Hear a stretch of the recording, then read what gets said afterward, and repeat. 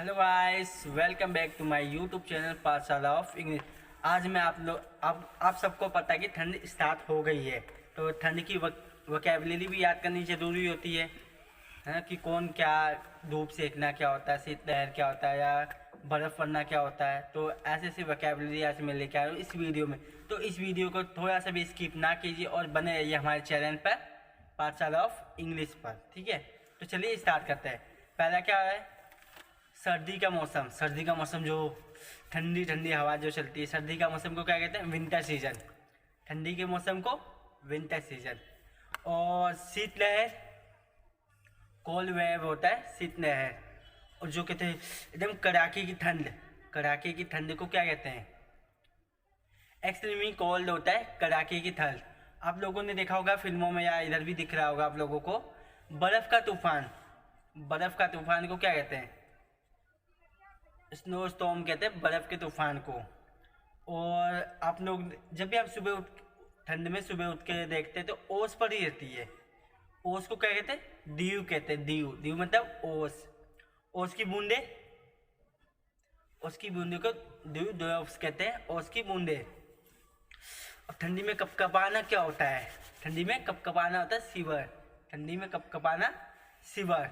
हाथ, कभी कभार हाथ सुन नहीं पड़ जाता एकदम ठंड के कारण। जो हाथ सुन पड़ना या कोई बॉडी पार्ट कोई सा भी सुन पड़ना, उसे कहते हैं नब। नब मतलब सुन पड़ जाना। और ठंड में बहुत लोगों की रूखी त्वचा हो जाती है। रूखी त्वचा को क्या कहते हैं?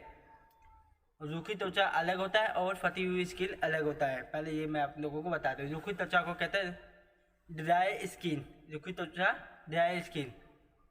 और फटी हुई स्किन को क्या कहते हैं? चैपेट स्किन। क्या कहते हैं? चैपेट स्किन, ठीक है। और फटे हुए चैपेट लिप्स। चैपेट लिप्स होता है फटे हुए ओठ। धूप सेकना, ठंडियों में सबको पसंद है धूप सेकना। धूप सेकने को क्या कहते हैं? Bask in the sun. Bask in the sun. और क्या कहते हैं? आग से, मतलब आग जलाना। आग जलाने को क्या कहते हैं? आग जलाना सेट द फायर होता है, आग जलाना। सेट फायर क्या होता है? आग जलाना। अंगीठी को क्या कहते हैं? अंगीठी जिस पर हम आग सेकते हैं, उसे अंगीठी को क्या कहते हैं? उस अंगीठी को क्या कहते हैं? फायर प्लेस कहा जाता है उस अंगीठी को। अब ठंड में हाथ सेकना जो होता है, हाथ सेकना क्या होता है? हाथ सेकना वार्म द हैंड होता है, हाथ सेकना।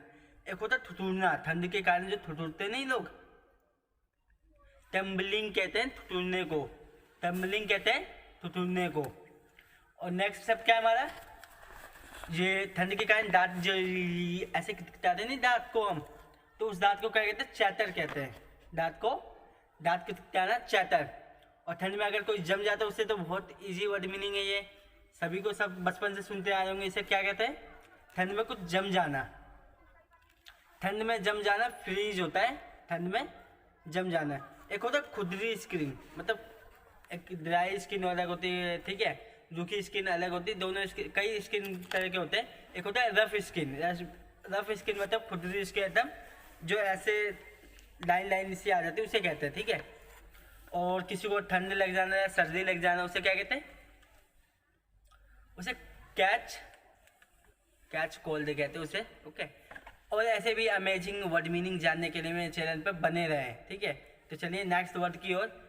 अब ठंड में कोहरा बहुत पड़ता है। कोहरे को क्या कहते हैं? फॉग कहते हैं। कोहरे को फॉग। और एक जो होता है कोहरे और धुएं से जो बनता है, दिल्ली में तो अक्सर देखा ही जाता है, कोहरे और धुएं से जो बनता है, उसे क्या कहते हैं? धुएं को तो हम स्मोक कहते हैं, ठीक है। और जो मतलब कोहरे और धुएं से बने, उसे क्या कहते हैं? उसे स्मोक कहते हैं, ठीक है।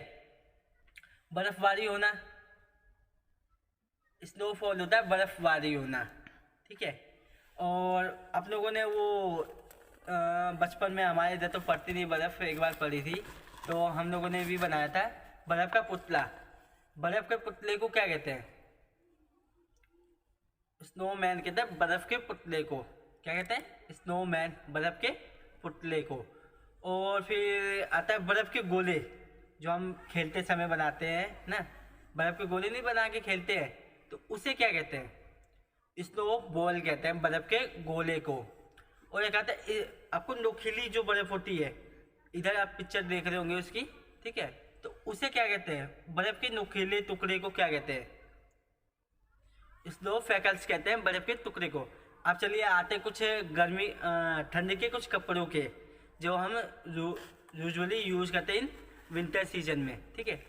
गद्दे को क्या कहते हैं, ये गद्दा है उसे क्या कहते हैं, मैट्रेस कहते हैं इस वाले गद्दे को।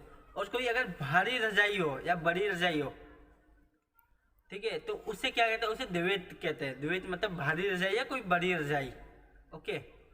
और आप लोग इस वाली टोपी को आप देख रहे होंगे, इस टोपी को क्या कहते हैं, मंकी कैप कहते हैं। और ये कौन सी टोपी है, इस टोपी को बैनी कैप कहते हैं, ये भी ऊन टोपी होती है, ठीक है। और एक टोपी और बताता हूँ आपको, इस टोपी को क्या कहते हैं, बबल हैट कहते हैं इस टोपी को। और ठंडी में हम लोग बाइक जब चलाते तो हमारे हाथ सुन पड़ जाते, तो हाथ सुन ना पड़े उसके लिए हम क्या यूज़ करते हैं, ग्लव्स। ग्लव्स मतलब दस्ताने, ओके। कोई ठंडी में हम बार बार खाना गर्म करते हैं, खाना गर्म करने को या गर्म करना क्या होता है, हीट अप होता है गर्म करना। कोई भी चीज़ आप गर्म कर सकते हो उसे क्या कहेंगे, हीट अप, ओके। तो अब आते हैं ठंड के कपड़े को हम क्या कहते हैं, वूल कूलर कहते हैं ठंड के कपड़े को। रजाई को क्विल्ट कहते हैं, रजाई को क्विल्ट। और लास्ट हमारे शब्द है बीमार होना। बीमार होने को देखो, एक तो इडोम्स है, फ्रेजेस है, और एक वर्ड मीनिंग भी है कुछ, बताइए।